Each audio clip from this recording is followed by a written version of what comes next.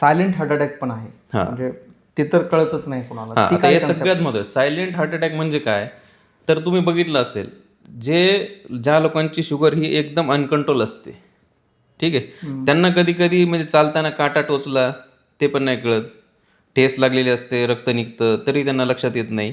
तर मग अगदी तसंच असतं. म्हणजे यांच्या ज्या आपण म्हणतो ना नसा, शरीराच्या ज्या नसा असतात त्या अगदी बधीर झालेल्या असतात ते शुगरमुळं. मग जशा पायाच्या नसा तुमच्या बधीर झालेल्या असतात, तशा हार्टमध्ये ज्या तुमच्या सेन्सेशन घेऊन जाणाऱ्या ज्या नसा असतात त्यासुद्धा बधीर झालेल्या असतात. त्याच्यामुळे जेव्हा तुम्हाला ॲक्च्युअल हार्ट अटॅक येतो त्यावेळेस रुग्णाला तो दुखायला जे पाहिजे ते दुखतच नाही. मग ह्या कंडिशनला आपण सायलेंट हार्ट अटॅक म्हणतो. मग आता ते कसं ओळखायचं?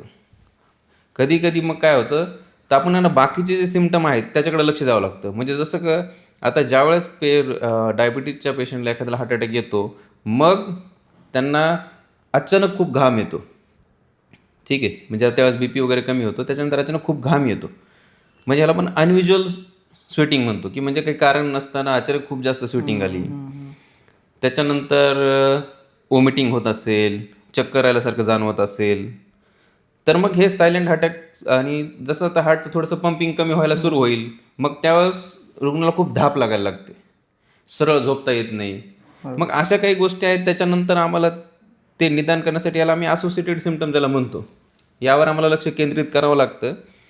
आणि मग ECG, इको या गोष्टी केल्यानंतर ECG मध्ये काही चेंजेस दिसतात आणि इकोमध्ये काही चेंजेस दिसतात, काही ब्लड टेस्ट असतात त्या पॉझिटिव्ह येतात. मग या सगळ्यांचं एक आम्ही कन्क्लुजन काढतो, तेव्हा कळतं की रुग्णाला हार्ट अटॅक आहे. आणि म्हणून त्याला आपण एक सायलेंट हार्ट अटॅक असं